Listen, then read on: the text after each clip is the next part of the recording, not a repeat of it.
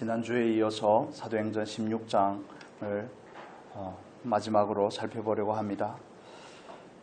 하나님께서 사도행전을 통하여서 그 복음이 어떤 수단과 방법들을 통하여서 선포가 되는지에 대해서 우리에게 말씀을 해주고 있습니다. 사도행전 16장에는 그 다양한 하나님이 사용하시는 방법과 복음을 전할 수 있는 그런 방편, 수단들을 우리에게 알려주고 있습니다. 환상 중에 하나님께서 그들을 하나님이 원하시는 장소로 인도하시는가 하면 또 때로는 예수의 영이 가로막기도 하고 모든 것은 하나님의 뜻을 이루기 위하며 모든 것은 구원의 복음을 땅끝까지 전하기 위함인 그 하나님의 절대적인 목적 안에서 이루어지는 일들입니다. 그래서 때로는 환상으로 보여주기도 하고 때로는 옥터가 지진 때문에 요동되기도 하고 하나님의 권능이 나타나는 거죠. 예수 그리스도의 이름으로 귀신 들린 여자에게서 귀신이 축출이 되기도 하는가 하면 또 주님께서 성령께서 바울이 말씀을 전할 때 루디아의 마음을 열어 복음을 받아들이기도 합니다. 하나님은 예나 지금이나 그 복음의 목적을 위해서 복음을 전파하기 위하여 땅끝까지 복음이 이르게끔 하기 위하여 이런 일들도 오늘도 변치 않고 행하고 계시는 줄로 믿습니다. 어떤 방법이든 어떤 수단인지가 중요하지 않고 거기에는 하나님의 목적하심과 그 목적하심에는 하나님의 절대적인 사랑이 있다는 것을 우리가 믿어드리는 것이 중요한 부분이죠.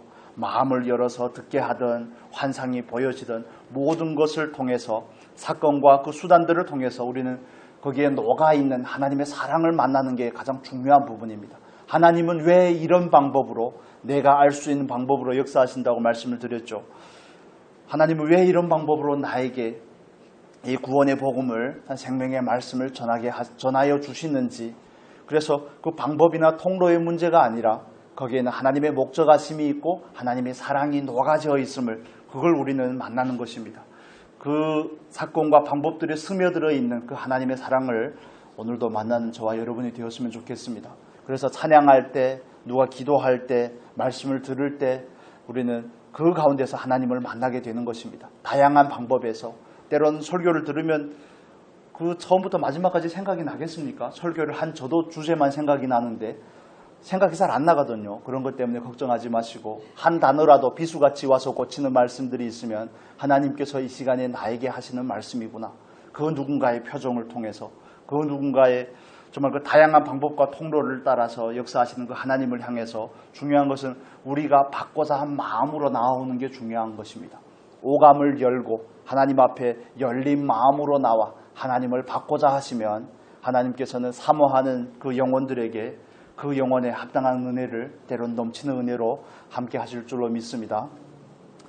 오늘은 은혜의 목적을 알아야 됩니다 하는 우리들이 너무 잘 알고 있는 주제로 말씀을 살펴보려고 합니다. 내용이 사도행전 16장의 내용은 우리가 몇 주간 살펴봤기 때문에 여러분 잘 알고 계시지만 잠깐만 정리를 해보겠습니다. 환상을 보고 빌립보로 건너간 바울과 실라는 거기에서 복음을 증거하게 됩니다. 그래서 강가의 기도처에 나갔다 루디아라는 자주 옷감 장사를 만나게 되고 루디아의 집에서부터 빌립보 교회가 세워지게 되죠. 그들이 복음을 전하는 와중에 귀신 들린 여종을 이 복음을 회방하는 연고로 인해서 바울이 그에게서 귀신을 쫓아내게 되고 그 여종의 주인들이 바울과 실라에게 누명을 씌워 그들을 묻지도 않고 광장에서 모욕하고 때리고 깊은 감옥에 그들을 집어넣게 됩니다.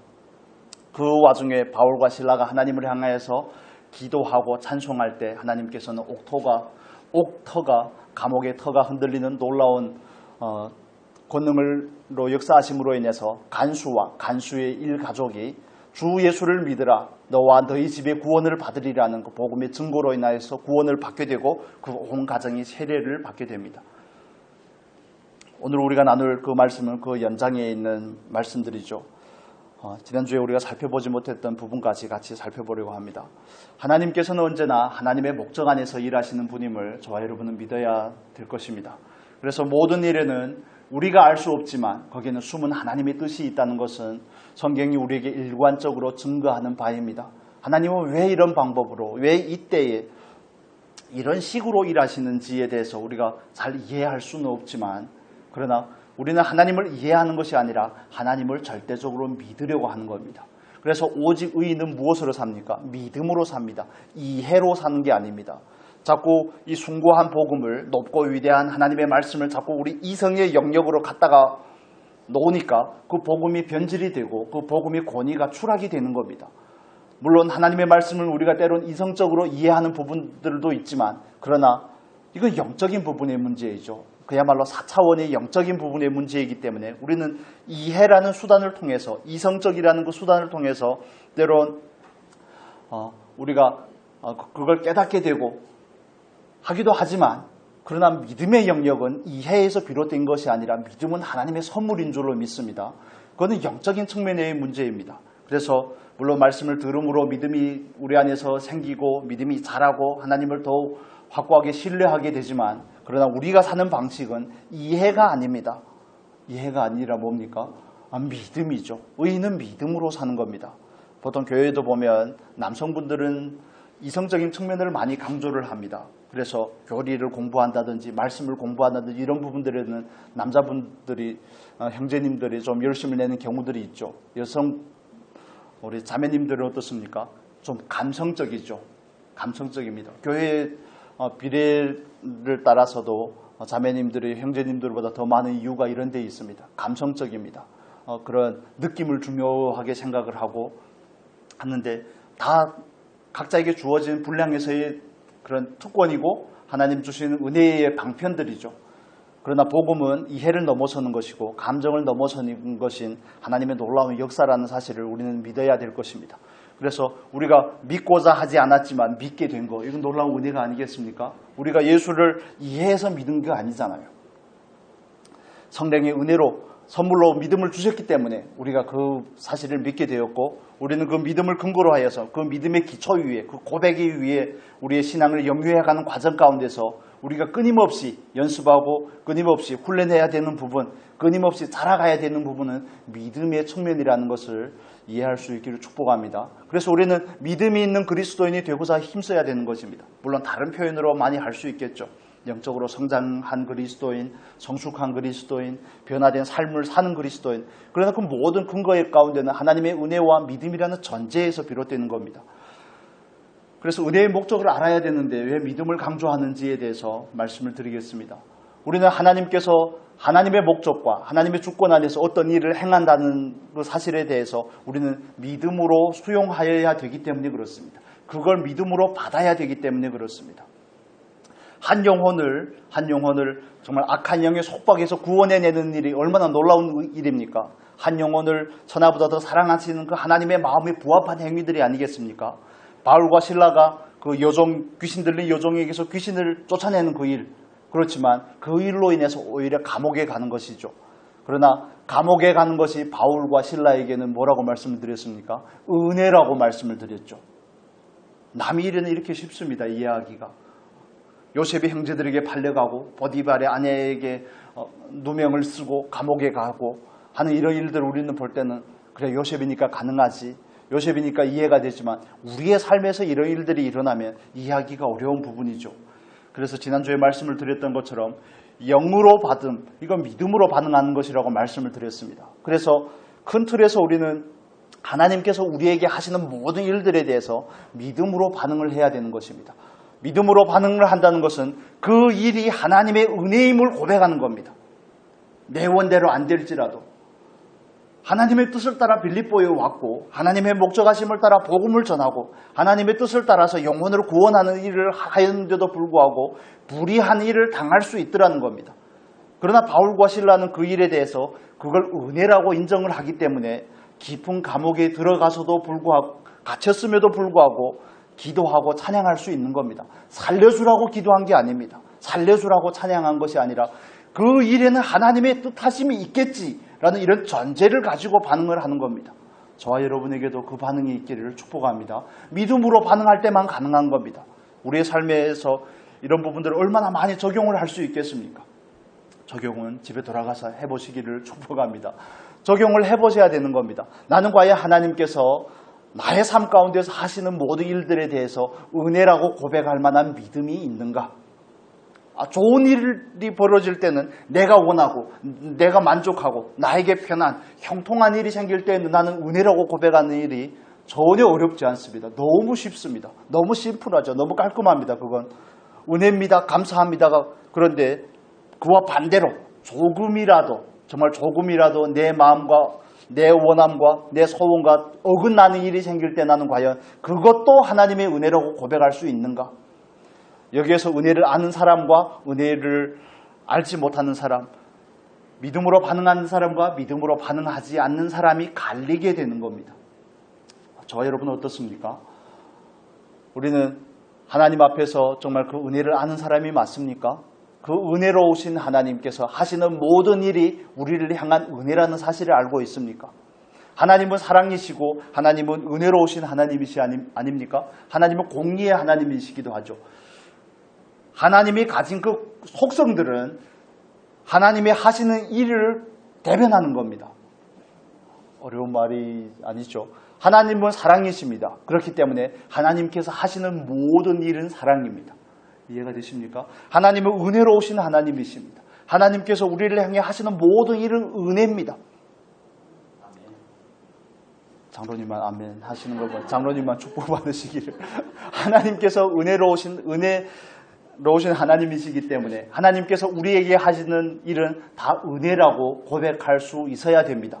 그게 저와 여러분을 향해서 하나님께서 원하시는 그 자리입니다. 자녀를 봐도, 남편을 봐도, 아내를 봐도, 집이 돌아가는 상황을 봐도 별로 여의치 않고, 하나님 이것도 은혜입니까? 우리가 이렇게 반문할 수 있지만, 그러나 그게 은혜라고 고백하는 게 정상적인 그리스도인이 가져야 될 믿음의 태도와 자세라는 것을 이해할 수 있기를 축복합니다.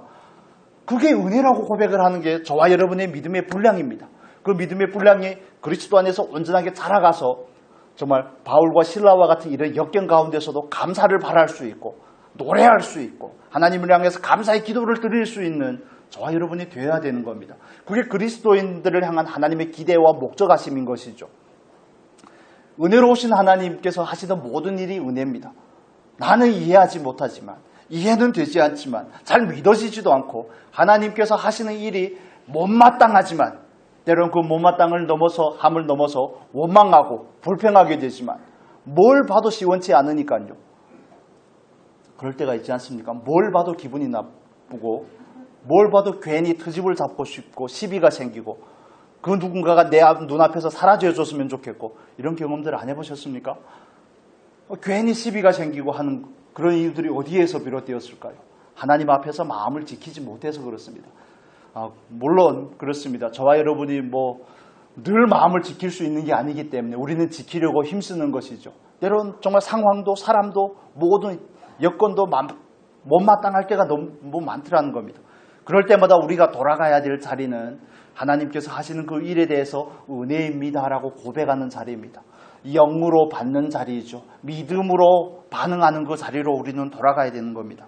그래서 이 말씀을 묵상하다가 제가 적용을 해봐야 되겠다 하고 생각했던 부분을 한 가지를 읽어드리면 이렇게 적었습니다. 감정과 상황을 넘어서야 영으로 반응할 수 있습니다. 늘 우리의 오감으로 반응하지 마시고 오감을 넘어서서 내 안에 계신 주님은 뭐라고 하시는가?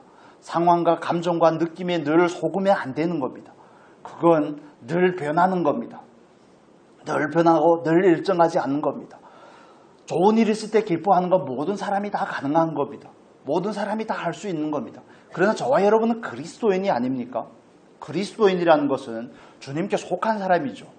정말 바울과 같이 바울이 충고를 외면하고 선장과 선주의 말을 듣고 출발했다가 유라굴로 광풍을 만나지 않습니까? 사도행전 27장에서. 그럴 때도 바울은 한마디의 원망과 불평을 하지 않고 그들을 향해서 책망하지 않습니다. 왜 내 말을 듣지 않더니 봐라 내 말을 듣지 않더니 꼴 좋다. 이렇게 반응하는 것이 아니라는 겁니다. 저와 여러분은 하나님께 속한 그리스도인입니다.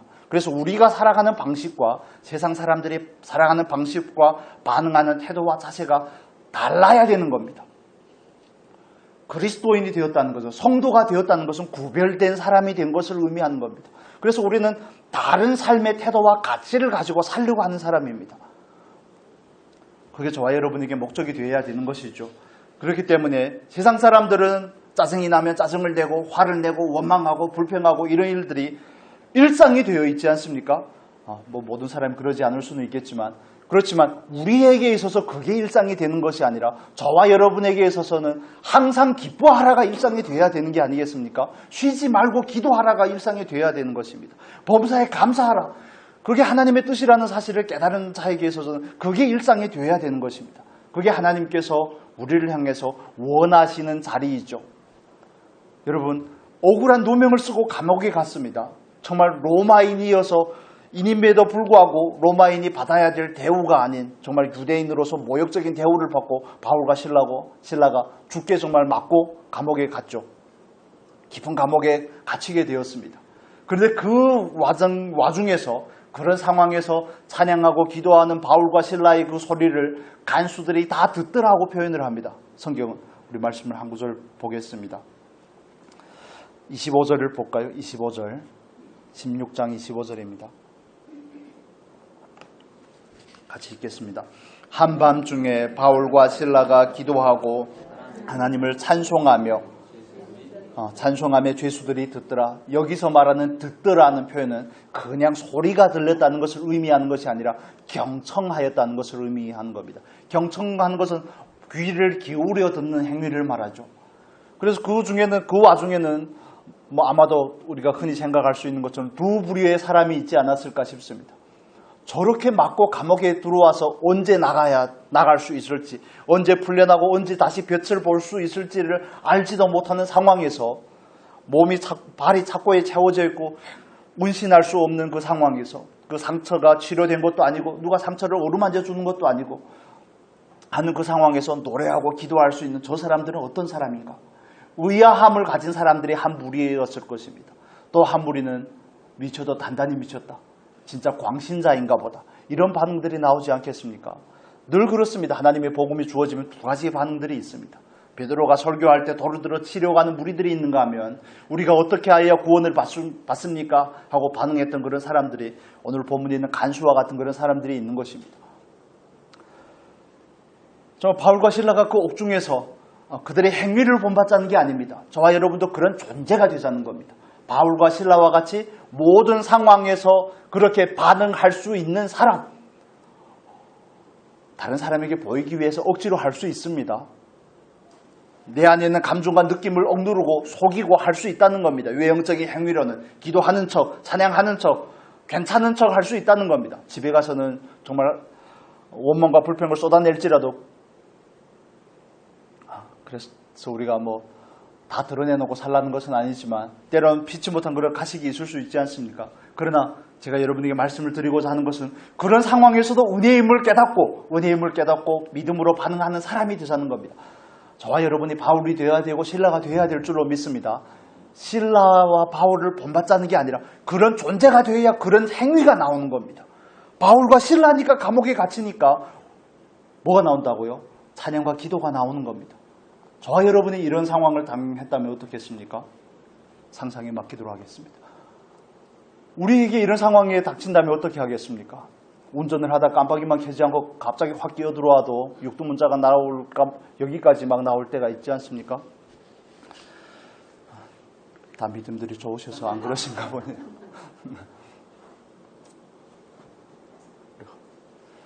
돌아가신 허건사님 생각이 나는데 허건사님 가끔 저한테 목사님 저는 운전할 때는 성화가 안 되는 것 같아요. 그 얘기를 자주 하셨는데 운전할 때는 영성이고 뭐고 안 된 것 같다고. 그래서 우리는 그런 존재, 그 존재를 하나님이 원하시기 때문에 그렇습니다. 그만큼 준비된 사람이 아니면 하나님을 위해서 나가 복음을 전하기에 어떻게 보면 적절하지 않습니다. 복음을 전하는 일에 늘 탄탄대로면 얼마나 감사하겠습니까? 물론 그럴 때도 있죠. 그렇지만 거기에는 굴곡이 있습니다. 때론 정말 억울함도 있고 우리가 1차 전도여행에 대해서 나누었던 것처럼 어느 성에 가서는 정말 죽도록 맞고 그 성에 가서는 또 핍박을 박해를 당하고 쫓겨나고 이런 일들이 비일비재함에도 불구하고 그들의 마음을 지킬 수 있던 것, 정말 하나님께서 나에게 하시는 그런 일들이 다 하나님의 은혜이고 그 일들을 향해서 내가 이해는 되지 않지만 믿음으로 반응하기 때문에 이런 태도들을 가질 수 있지 않을까요? 정말 예수님께서 말씀하셨던 것처럼 온유한 겸손한 사람에게서 나오는 태도가 아니겠습니까? 그래서 우리도 이런 존재가 되기 위해서 하나님을 향하여서 사모함을 가지시기를 축복합니다. 그냥 교회만 다니는 사람이 그리스도인이 아닙니다, 여러분. 그냥 성경을 읽고 기도하고 이런 사람이 그리스도인이 아닙니다. 근데 외형적인 행위가 아니라 그걸 넘어서서 나는 어떤 존재인가? 나는 어떤 존재인가? 나는 일상에서 하나님 앞에 어떻게 반응을 하는가? 적어보는 거 굉장히 유익이 됩니다. 나는 오늘 불평을 몇 번 했는가? 나는 오늘 감사를 몇 번을 했는가? 이런 걸 구체적으로 적어보면 우리의 믿음의 실상과 현주소가 드러나게 되는 겁니다. 나는 오늘 얼마나 근심을 했는가? 몇 번 근심을 했는가? 몇 번 못마땅히 했는가? 몇 번 하나님을 향해서 감사를 드리고 찬양을 드렸는가? 하나님을 의뢰하고 기도했는가? 이런 부분들을 적어보면 많은 부분들에 있어서 우리 스스로가 점검이 될 것입니다. 이건 팁이죠. 그렇습니다. 정말 은혜를 알고 은혜의 목적을 아는 사람은 그 어떤 역경이나 환경이 와도 그 어떤 고난이 있고 어떤 감정이나 느낌이 있을지라도 그 환경과 느낌을 따라 반응하는 사람이 아니라 늘 믿음으로 반응하는 사람인 줄로 믿습니다. 그래서 저와 여러분도 그런 사람이 될 수 있기를 축복합니다. 그래서 그러기 위해서 우리는 얼마나 많이 더 가야 될까요? 그게 목적이 되었으면 좋겠습니다. 하나님께서 우리에게 주신 그 복음은 그렇게 하찮은 것이 아닙니다. 느낌을 따라 살고 감정을 따라 살고 상황에 늘 반응을 하고 상황이 어려우면 근심을 하고 좋으면 감사하고 이런 사람이 아니라 정말 하나님 앞에서 견실한 저와 여러분이 될 수 있기를 축복합니다. 정말 사모해야 될 그 자리가 아니겠습니까? 바울과 실라가 이렇게 늘 변덕이 있는 사람들이었다면 그들은 복음을 위해서 합당한 사람들이 아니었을 것입니다. 우리가 이어서도 살펴보겠습니다. 그래서 정말 은혜를 아는 사람은 믿음으로 반응하는 사람입니다. 또 은혜를 아는 사람은 사람의 유익을 위해서 자기를 희생할 수 있는 사람입니다. 이거 우리가 바울과 실라에게서 볼 수 있죠. 우리 26절의 말씀을 읽을까요? 26절 같이 읽겠습니다. 이에 갑자기 큰 지진이 나서 옥토가 움직이고 문이 곧 다 열리며 모든 사람이 매인 것이 다 벗어진지라. 큰 지진으로 인해서 그들은 놀라운 하나님의 은혜를 경험하게 됩니다. 그리고 나서 간수와 간수의 일가족이 다 예수를 믿고 세례를 받게 됩니다. 모든 착고가 풀리고 그 속박에서 벗어났다면 그리고 간수가 믿고 간수의 일가족이 믿고 세례를 받았다면 제가 그냥 묵상을 할 때는 제가 볼 때는 이 정도면 하나님께서 나를 감옥에 보내신 목적을 이룬 게 아닐까 이렇게 생각할 수도 있지 않겠습니까? 하나님께서 드디어 나를 풀어주셨구나. 어떻게 생각하십니까? 풀어주셨으면 가야죠. 동의가 안 되십니까? 그 깊은 감옥에 들어가서 언제 나올지 모르는데 그런데 35절을 볼까요? 35절에 보면 이렇게 나옵니다. 날이 샘에 상관들이 부하를 보내어 이 사람들을 놓으라 하니 바울과 실라가 간수의 집에 가서 간수의 보살핌을 받고 그 가정에 복음을 전하고 구원의 은혜가 그 가정에 임하는 것을 보고 다시 감옥으로 돌아갔다는 얘기인 것입니다. 풀려났으면 전 도망쳤을 것 같은데 그러면 왜 돌아갔습니까? 바울과 실라가 이게 하나님의 은혜구나 덥석 물고 도망을 갔으면 간수는 또 죽어야 되는 겁니다. 자기가 맡은 일에 대한 책임을 자기가 져야 되는 겁니다. 큰 지진이 나서 우리가 읽었던 27절에 이렇게 나옵니다. 제가 읽어드릴게요. 간수가 자다가 깨어 옥문들이 열린 것을 보고 죄수들이 도망한 줄로 생각하고 칼을 빼어 자결하려 하거늘. 어떤 느낌인지 이해가 되시죠? 자기가 지키던 그 죄수들이 도망을 가면 그 죄수들이 감당해야 될 몫을 자기가 감당을 해야 되는 게 간수에게 주어진 권리이고 의무인 겁니다. 그래서 만약 바울과 실라가 큰 지진으로 인하여서 간수의 일가들에게 복음을 전한 것으로 만족을 하고 이게 하나님의 은혜구나 하나님께서 나를 살려주셨구나 여기까지만 생각을 하고 도망을 갔다면 간수는 죽어야 되는 겁니다. 이해가 되십니까? 그래서 은혜를 받은 사람, 하나님의 은혜의 목적 안에 살아가는 사람, 정말 은혜의 목적을 아는 사람은 그 은혜의 목적을 따라 늘 다른 사람의 영혼에게 얼마나 유익이 되는지를 생각하는 것입니다. 너무 자연스러운 결과이죠. 이렇게 생각해 볼 수 있습니다. 하나님은 왜 저와 여러분에게 은혜를 주셨습니까? 첫 번째는 은혜를 인정하는 것이 중요하다고 말씀을 드렸습니다. 은혜라는 것을 알고 그 은혜를 알고 나서 믿음으로 가는 것이 중요하다고 말씀을 드렸고, 두 번째는 은혜를 아는 사람이면 사람의 유익을 위해서, 영혼의 유익을 위해서 행하는 사람이라고 말씀을 드렸죠. 정말 은혜를 아는 사람은 자기의 유익이 아닌 다른 영혼의 유익을 위해서 행하는 사람입니다. 그게 그리스도인의 모습이어야 되는 것이고요. 다시 걸어서 돌아온 바울과 실라를 보고 다른 옥수들이, 죄인들이 어떻게 생각을 했을 것이며 그 간수와 간수의 일가정은 어떻게 생각을 했을지를 상상을 해볼 수가 있지 않겠습니까? 이럴 땐 좀 생각을 해볼 필요가 있죠. 여러분 같으면 다시 걸어 들어가겠습니까? 저는 빨리 도망쳤을 것 같은데, 로마가 다스리는 그 빌립보를 떠났을 뿐만 아니라 로마 제국이 다스리는 그 판도를 벗어났을 것 같은데, 이 부분이 굉장히 뭉클했던 부분입니다. 하나님의 뜻에 대해서 우리는 가끔씩 자기의 유익이라는 틀 안에서 이해할 때가 있더라는 겁니다. 하나님께서 나를 살려주셨구나. 다른 사람이 어떻게 되든 말든 상관하지 않고 나만 만족하고 나에게만 유익이 되면 될 것처럼 생각할 때가 있더라는 것이죠. 그러나 하나님의 일하심은 그렇게 간단하지 않은 경우가 많은 것을 볼 수가 있습니다. 또 한 가지는 바울과 실라가 왜 나가지 않고 왜 도망하지 않았을까요? 하나님의 명령이 떨어지지 않아서 그렇습니다. 하나님께서 나가라고 말씀하지 않았기 때문에 그렇습니다. 우리가 창세기 8장에서 6장부터 9장, 8장까지 노아 홍수에 대한 이야기를 다루지 않습니까? 노아 홍수의 사건에서도 마찬가지입니다. 하나님께서 그 죄가 관행하는 세상을 향하여서 그들을 정결케 하고자, 심판의 목적이 아니라 구원의 목적이라고 말씀을 드렸잖아요. 그들을 정결케 하고 구원하고자 홍수로 심판을 하게 됩니다. 심판을 하는데 40일 동안 정말 지하에 있는 모든 샘들이 터지고 하늘이 열리고 비가 내려서 40일 동안 정말 비가 내리고 150일 동안 모든 세상이 물에 잠기게 되고, 노아와 노아의 일가가 탄 그 방주는 아라라산에 머무르게 되지 않습니까? 그런데 그들이 아라라산에 머무르고 나서 일정한 시간이 지나고 나서 노아도 어느 정도 느끼게 되는 거죠. 물이 좀 준 것 같은데 이제는 나갈 때가 되지 않았을까? 그 상황을 알고자 그는 까마귀를 내보냅니다. 또 비둘기를 내보냅니다. 비둘기를 첫 번째 내보낼 때는 그냥 돌아왔다가 또 다시 나갔을 때는 올리브 잎사귀를 물고 돌아오죠. 식물이 다시 자라나서 잎사귀를 맺기까지는 어느 정도 시간이 지났다는 거 아니겠습니까? 그래서 성경은 뭐라고 증언합니까? 노아가 물이 준 줄로 안지라 이렇게 말합니다. 그런데 왜 나가지 않습니까? 왜 나가지 않습니까? 하나님께서 아직 나가라고 말씀 안 하셨거든요. 물이 줄었다고 나가는 게 아니라는 겁니다. 옥문이 열렸다고 나가는 게 아니더라는 겁니다. 하나님께서 나를 살려주셨구나 이렇게 간단하게 분석할 일이 아니라 하나님께서 나를 감옥에 보내셨다면 하나님께서 나를 나가라 해야 나갈 수 있는 겁니다. 그게 그리스도인의 모습이죠.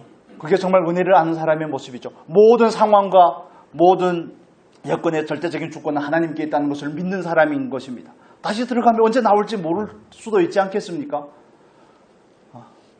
그래서 저 같으면 진작에 도망을 갔을 텐데 하나님의 뜻이고 뭐고 그냥 걸어만 날 살려라 하고 36개 주랭랑을 놨을 것 같은데, 그런데 다시 들어가서 하나님의 오다가 떨어지기를 기다립니다. 그게 우리가 읽은 34절이죠. 34절 제가 읽어드리겠습니다. 방금도 읽었지만 날이 새매 상관들이 부하를 보내어 이 사람들은 놓으라 하니, 그들의 결정이 있고 나서 하나님께서 상관들, 그러니까 빌립보 지역에 있는 집행관이라고 표현을 하죠. 로마 시대에는 그 집행관들에게 명령하여 그들을 풀어주라고 말합니다. 그런 일이 있을지 없을지 바울과 실라가 알았을까요? 몰랐을까요? 알고 감옥으로 갔을까요? 모르고 갔을까요? 살려줄 것이라고 알고 간 것이 아니라 하나님께서 나가라고 하지 않았기 때문에 거기로 다시 돌아간 겁니다. 그래서 은혜를 아는 사람은 내 모든 삶이, 출생부터 시작한 모든 삶이 은혜라는 것을 알기 때문에 그 은혜가 때론 다른 얼굴로 나타나지만, 때론 형통함으로, 때론 고난으로 나타나지만, 그러나 그 전체적인 삶 안에서, 은혜라는 삶 안에서 하나님의 절대적인 주권이 역사하고 있고 하나님께서 나의 삶을 책임진다는 것을 믿기 때문에 하나님께 나를 내던지고 맡길 수 있는 겁니다. 우리에게도 그런 믿음이 있기를 축복합니다.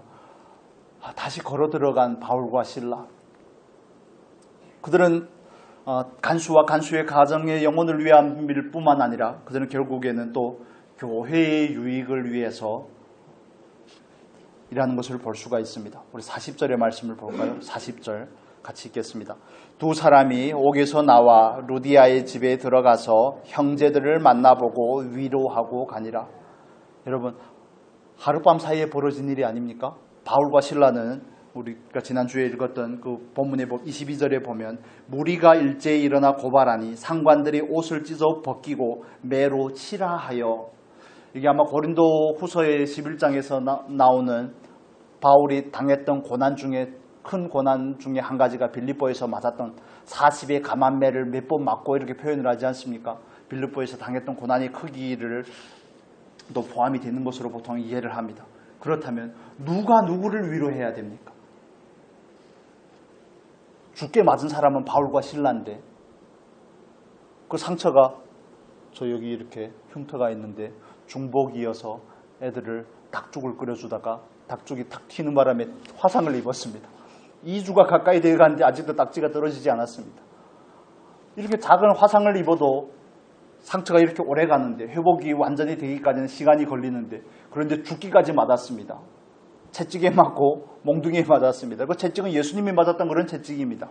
채찍 끝에 뼈 조각이나 철 조각 같은 것들이 붙어있는 조각에 맞았는데 막상 맞은 사람들이 나와서 누가 누구를 위로합니까? 지금 위로를 받아야 될 판인데 위로를 받고 충분히 쉬고 보살핌을 받아야 될 사람들이 오히려 나와서 형제들을 위로하고 자기들은 또 그 복음을 위해서 갈 길을 가는 그 모습. 하나님께서 은혜를 주신 것은 다른 영혼을 세우기 위함입니다. 하나님께서 우리에게 은혜를 주신 것은 교회를 세우기 위함인 줄로 믿습니다. 정말 교회에게, 빌립보 교회에게 바울과 실라의 이런 행동들이 얼마나 많은 본이 되었을까를 생각하면 뭉클한 부분이죠. 왜 빌립보 교회의 성도들이 바울이 가는 그 복음 사역을 위해서 자기들을 온전히 내어 던지고 그들을 위해서 헌신했을까? 그들에게 든든한 후원자가 되었을까를 추측할 수 있는 대목이기도 합니다. 그들을 통해서 그리스도인이 하나님의 종으로 사는 사람들의 삶이 어떤 삶인지를 몸소 그들의 삶을 통해서 보여진 게 아닙니까? 삶으로 모범으로 나타난 것이죠. 그래서 그렇구나. 그래서 바울이 복음을 전할 때 감옥에 갔을 때도 빌립보 교회는 그에게 든든한 후원자가 된 것입니다. 빌립보서를 보면 이렇게 표현을 합니다. 빌립보서 4장 보겠습니다. 빌립보서 4장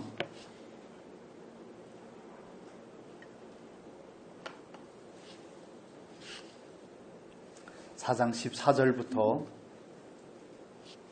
16절까지 같이 읽겠습니다. 그러나 너희가 내 괴로움에 함께 참여하였으니 잘하였도다. 빌립보 사람들아, 너희도 알거니와 복음의 시초에 내가 마게도냐를 떠날 때 주고받은 내 일에 참여한 교회가 너희 외에 아무도 없었느니라. 데살로니가에 있을 때에도 너희가 한 번뿐 아니라 두 번이나 나의 쓸 것을 보내었도다. 16절까지만 읽겠습니다. 그렇습니다. 내 일에 참여한 교회가 뭐라고요? 너희 외에는 아무도 없었다고 이렇게 표현을 합니다. 공식적으로 풀려난 바울과 실라는 오히려 교회에 찾아가서 교회에 있는 성도들을 위로하고 자기들의 복음 전파를 통해서 예수를 믿게 된 사람들을 세우는 일을 하고 그들은 또 자기의 갈 길을 가게 됩니다. 여기서 말하는 무슨 표현이죠? 위로하다는 이 표현은 보통 권면하다는 이런 표현이기도 한데, 이건 성령께서 하시는 일을 표현할 때 쓰는 그런 표현입니다. 파라칼레오라는 것은 옆에서 친절하게 돌보고 권면하는 것을 말합니다. 우리 성령을 보혜사라고 말하지 않습니까? 보혜사라고 말할 때 성령이 하는 역할과 비슷한 역할을 하였다는 것을 우리가 알 수가 있습니다. 바울과 실라를 통하여서 그들은 자기에게 받은 은혜를 자기에게만 멈추는 것이 아니라 다른 영혼들의 유익을 위하여, 교회의 유익을 위하여 흘려보낸 것을 알 수가 있습니다. 저와 여러분에게 주신 은혜가 저와 여러분 안에서 고이지 않게 하시기를 축복합니다. 흘려보내셔야 됩니다.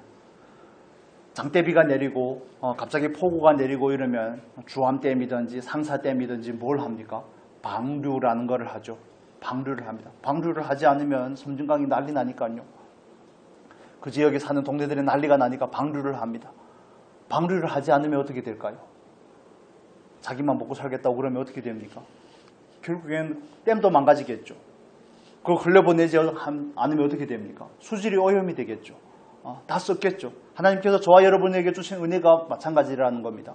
사실은 바울과 실라를 통해서 간수와 정말 죄수들이 은혜를 받고 교회가 은혜를 받은 것 같지만 그 중에서 제일 많은 은혜를 받은 사람은 바울이고 제일 많은 은혜를 받은 사람은 누굽니까? 실라입니다. 그 당사자들입니다.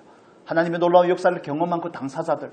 그래서 은혜는 고여 있으면 안 되는 겁니다. 흘려보내야 되는 겁니다. 하나님께서 저와 여러분에게 주신 모든 것이 다 은혜고 우리에게 주신 모든 것이 하나님으로부터 받지 아니한 것이 아무것도 없습니다. 그런데 그걸 혹여나 나만을 위해서 사용하고 있지 않은지를 살펴야 되는 것입니다. 나는 다른 영혼을 세우기 위해서 사용하고 있는가? 나는 하나님께서 원하시는 교회를 세우는 일을 위하여 사용하고 있는가? 이걸 질문을 해야 되는 겁니다. 그리고 구체적인 행위가 없다면 나는 아직도 은혜를 모르는 사람입니다. 나는 아직도 나의 이룸이 내가 누리고 있는 모든 일상이 나에게서 비롯됐다고 생각하는 사람일 가능성이 굉장히 높습니다. 내가 그래도 자격이 되니까, 내가 그래도 받을 만하니까 하나님께서 주셨겠지. 자기에게서 근거를 찾는 사람일 수가 있습니다. 그렇지 않습니다. 하나님께서 우리에게 주신 모든 것은 은혜입니다. 그건 선물입니다. 저와 여러분은 다 빈손으로 왔습니다. 또 빈손으로 가게 될 것이지만 잠깐 정말 이 장막집에서 살아가는 이 과정 가운데 모든 것은 다른 사람들을 세우고 교회를 세우기 위해서 우리에게 베푸신 하나님의 은혜라는 사실을 깨달았으면 좋겠습니다. 그래서 다른 사람이 얼마나 복을 받았는지를 부러워할 일이 아니라 나는 하나님께서 나에게 주신 은혜를 가지고 무엇을 하고 있는가, 무엇을 위해서 사용하고 있는가를 봐야 되는 겁니다. 나는 내가 먹기에 급급한가? 나는 씨와 심을 것을 구별하지 아니하고 그냥 내 배가 부르고 내 등이 따뜻하고 나의 만족을 위해서 사용하고 있는가? 아니면 다른 영혼도 좀 보이는가? 어려운 사람들도 좀 보이는가? 교회의 유익도 좀 보이는가? 여러분 물론 너무 잘하고 있습니다. 그렇지만 우리가 이런 부분들에 있어서 나는 내 권리를 지나치게 더 주장하고 있는 것은 아닌지에 대해서 살피자는 겁니다. 조금 더 온전한 모습으로 나아가자는 겁니다. 나를 위해 쌓는 것이 아니라 다른 사람을 위해 흘려보내는 자리에 있는가 하는 것을 구분을 하는 겁니다. 하나님께서 우리에게 준 것을 우리는 누려야 될 책임과 은혜가 있습니다. 특권이 있습니다. 그렇지만 거기에서 머무르는 것은 정말 그 하나님께서 주신 목적에 미치지 못하는 일임을 이해하셨으면 좋겠습니다. 여러분께서 섬겨주신 은혜를 따라서 주일학교 우리 유소년부 수련회를 잘 마쳤을 뿐만 아니라 청소년부 수련회에도 은혜 가운데 잘 갔다 왔습니다. 동영상 올린 거 좀 보시면 좋겠습니다. 밴드에도 사진을 올렸습니다. 관심을 좀 가져서 여러분의 관심이 그 아이들에게 어떤 영향을 가져다 줄지 우리는 아무도 알 수 없습니다. 저와 여러분의 신앙이 여기까지 오기까지 얼마나 많은 사람들의 손길이 필요했으며 얼마나 많은 사람들의 도움이 필요했겠습니까? 얼마나 많은 바울과 실라가 있었겠습니까? 빌립보 교회가 어떻게 튼튼한 교회로 건강한 교회로 세워질 수 있었습니까? 바울과 실라 때문이 아니겠습니까? 그들이 세워지기까지는 얼마나 많은 하나님이 보낸 은혜의 손길들이 있었겠습니까? 저와 여러분의 신앙이 여기까지 오기까지도 마찬가지죠. 스스로 잘나서 된 것처럼 생각할 수 있습니다만 그렇지만 그렇게 된 건 아무것도 없습니다. 여기까지 오면 다 하나님의 은혜이고 하나님의 인도하심인 줄로 믿습니다. 그렇기 때문에 내가 받았다면 난 당연히 다른 사람에게 내보내야죠. 다른 사람에게 당연히 그걸 흘려보내서 다른 사람이 다음 세대가 세워지기를 위해서 우리는 힘써야 되죠. 가서 청소년부 수련회에 가서 정말 많은 것을 느끼고 왔습니다. 좀 감개무량하더라고요. 어려운 말이 아니죠. 좀 마음이 좀 뭉클했습니다. 그 아이들을 보면서 어느 목사님은 설교를 하면서 중학교 3학년까지는 중학생 남자애들은 뇌가 없다고 그냥 자기 마음대로 한다고 이런 식으로 표현을 하고 뭐 농담 삼아 그렇게 얘기도 하지만 그러나 그 많은 아이들이 때로 뭐 부모 때문에 오고 이러저러한 이유로 왔겠지만 왔다는 그 자체를 보고 그 자리에서 하나님을 찬양하고 예배한, 물론 본 것은 외면적인 부분들이 많겠죠. 그렇지만 한국교회가 저런 아이들만 있으면 소망이 있지 않을까? 소망이 있지 않을까? 또 집에 가서 게임을 또 죽도록 하겠죠. 그렇지만 밤을 새서 게임을 하고 자기 마음대로 살 수도 있겠죠. 그렇지만 그 자리에서 하나님을 예배하는 그 아이들을 보면서 그런 생각이 들었습니다. 저런 사람들이 있다면, 저렇게 열렬하게 예배하고 하나님을 사랑하고자 하는 사람들이 있다면 하나님의 나라에는 소망이 있겠구나. 우리가 하나님의 은혜로 세워진 것처럼 그들을 세우는 일에 우리가 얼마나 마음을 더 써야 될까? 그들이 세워야 하나님의 나라가 소망이 있지 않겠습니까? 하나님은 사람이 늘 필요하기 때문에 그런 것이죠. 또 한 가지 위로가 되는 것은 여자아이들보다 남자아이들이 훨씬 더 많았다는 사실입니다. 놀랐습니다. 요즘에는 여자애들의 기가 좀 더 센 걸로 알고 있는데 하나님에게 얼마나 위로가 될까 하는 생각도 들었습니다. 그렇습니다. 우리가 여기까지 오기까지 베푼 은혜, 그 누군가에게 통로가 되어서 흘려보내는 저와 여러분이 되었으면 좋겠습니다. 사람을 세우기 위해서 나는 누구를 세울까? 가족이라도 괜찮습니다. 나는 누구의 영혼을 세울까? 나는 교회를 위해서 어떻게 나에게 주신 은혜를 흘려보낼까? 정말 우리가 진지하게 고민을 하면 좋겠습니다.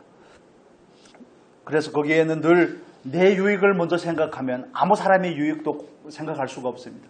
예수님께서 하나님의 아들이시고 독생자신데 자기의 유익만 생각한다면 십자가에 죽기까지 순종할 수 있겠습니까? 내려오지조차 않았겠죠. 육신의 몸을 입고 이 더러운 세상 가운데 오지도 않았겠죠. 그러나 요한복음은 하나님이 세상을 이처럼 사랑하사 독생자를 보내주셨다고 말씀을 합니다. 그래서 늘 흘려보내면은, 은혜를 알고 흘려보내면은 대가 치름이 있고 자기를 부인하는 과정들이 필요한 것입니다. 구체적인 부분들에 있어서 우리가 정말 깊이 생각을 하고 나는 과연 그 은혜의 통로 안에 있는지 생각해보는 은혜가 있었으면 좋겠습니다.